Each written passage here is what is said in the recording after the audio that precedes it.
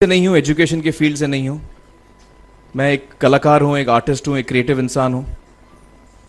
और आप लोग बेहतर जानते हैं एजुकेशन के बारे में। इतने साल से आप एजुकेशन चला रहे हैं। पिछले कुछ साल से मेरा अनुभव हुआ है, चूँकि मैंने कुछ फिल्में की हैं। एक फिल्म थी तारे ज़मीं पर, और अभी हाल ही में मेरी जो फिल्म आई है 3 इडियट्स, ये दोनों फिल्में एजुकेशन के टॉपिक पर हैं। तो लिहाजा मैं इस वजह से मैंने काफ़ी रिसर्च की एजुकेशन के ऊपर, और कुछ चीज़ें मेरे सामने आई हैं और वो चीज़ें मैं आपके सामने रखना चाह रहा हूँ। आज यहाँ पेरेंट्स हैं, एजुकेटर्स हैं, टीचर्स हैं, बच्चे भी हैं। हो सकता है पता नहीं मैं कितना सही बोल रहा हूँ, गलत बोल रहा हूँ, लेकिन मेरे कुछ विचार हैं जो मैं आपके सामने रखना चाहूँगा एजुकेशन से जिनका संबंध है। और वो ये कि सबसे पहले तो हर बच्चा ख़ास होता है। ये मैंने डिस्कवर किया अपने रिसर्च में। हर बच्चा ख़ास होता है। हर बच्चे में हमारी तरह, आपकी तरह और हमारी तरह, हर बच्चे में कुछ ना कुछ काबिलियत होती है, कुछ ना कुछ कमज़ोरी होती है। मुझ में भी कमज़ोरी है, काबिलियत है। आप में भी कुछ ना कुछ काबिलियत और कमज़ोरी है, और हर बच्चे में कुछ ना कुछ कमज़ोरी और काबिलियत होती है।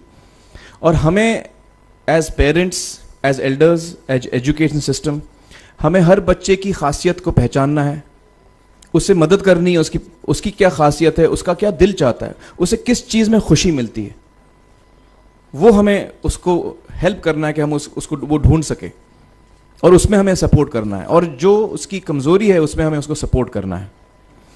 मुझे अक्सर एजुकेशन इंस्टीट्यूट्स मुझे बोलते हैं कि हम हमारे स्कूल में सारे बच्चे पास होते हैं, हमारे स्कूल में सारे बच्चे फर्स्ट आते हैं, या हम जो बोर्ड एग्ज़ाम है उसमें हमारे सारे बच्चे पास होते हैं। मुझे एक सवाल पूछना है कि हमारे कितने बच्चे खुश हैं। सबसे बड़ा सवाल मेरा ये है, how many of our children are happy. और वो जो हैप्पीनेस कोशेंट है ना, वो मेरे लिए सबसे अहम है। क्योंकि देखिए, पढ़ाई लिखाई तो हम सीख ही लेते हैं।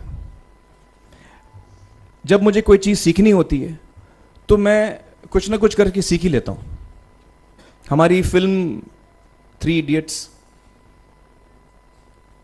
जब रिलीज़ होने वाली थी, रिलीज़ से पहले हमने कई स्क्रीनिंग्स रखे थे, टेस्ट स्क्रीनिंग जिसको हम कहते हैं, जिसमें कि हम ऑडियंस जैसे आप लोग हैं उनको बुलाते हैं, फिल्म दिखाते हैं, उनसे पूछते हैं कि फ़िल्म कैसी लगी।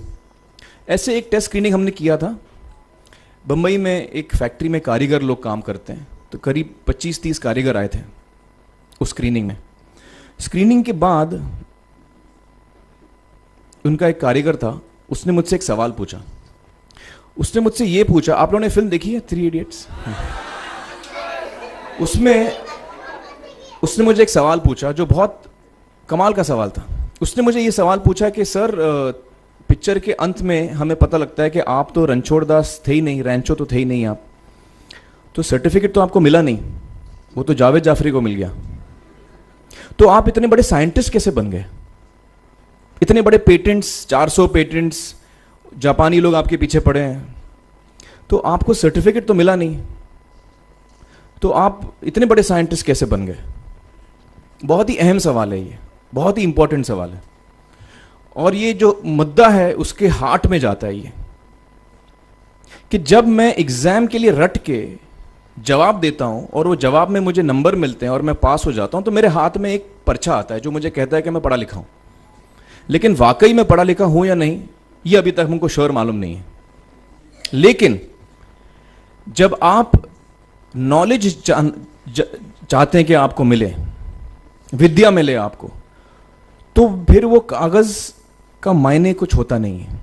तो मैंने उसको जवाब में 2 सवाल पूछे। मैंने बोला उसको कि भैया, आपको क्या लगता है मैं अच्छा एक्टर हूं?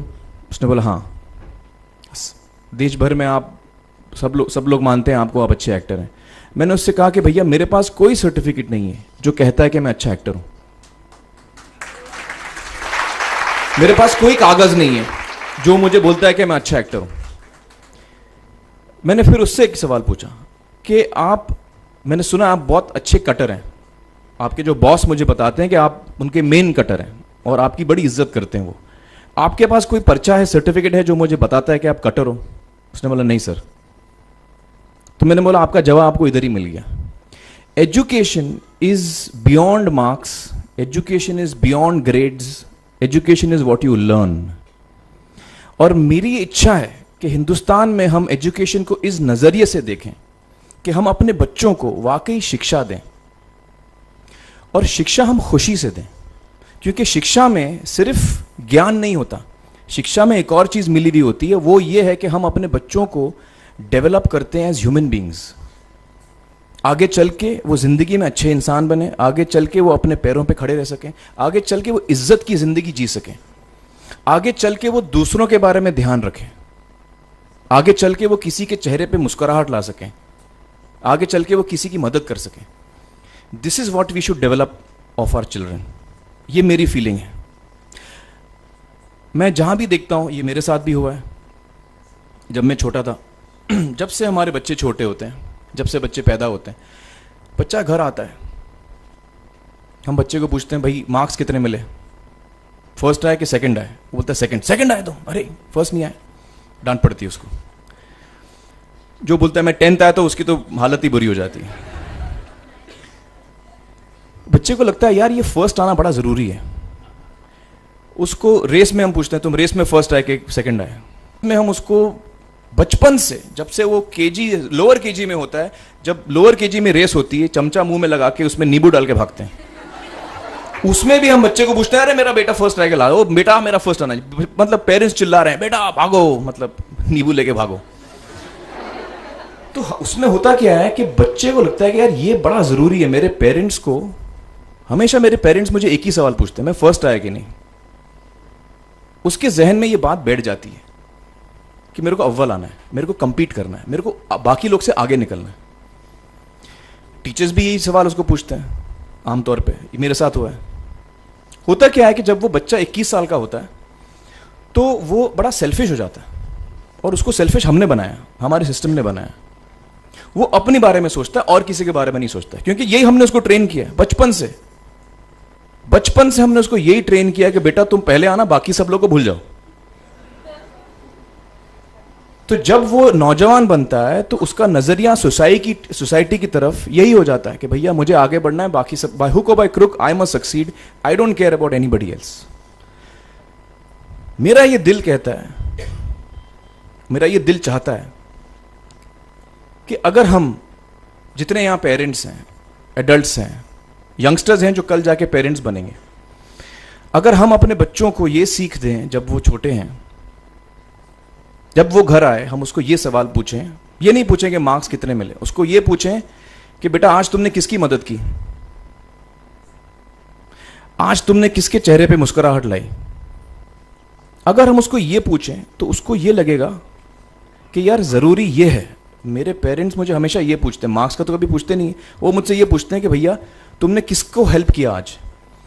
तो हेल्प करना लोगों को, लोगों के बारे में सोचना, लोगों के चेहरे पे मुस्कुराहट लाना, ये मेरे पेरेंट्स के लिए बड़ा इंपॉर्टेंट है। साइकोलॉजिकली वो इस चीज़ के साथ बड़ा होगा। स्कूल वही जाएगा, पढ़ाई लिखाई वही करेगा, वो उसका नज़रिया थोड़ा बदल जाएगा। जब वो बच्चा नौजवान बनेगा, 21 साल का होगा, और सारे बच्चे उस उम्र के जब 21 साल के होंगे, हमारी सोसाइटी चेंज हो जाएगी।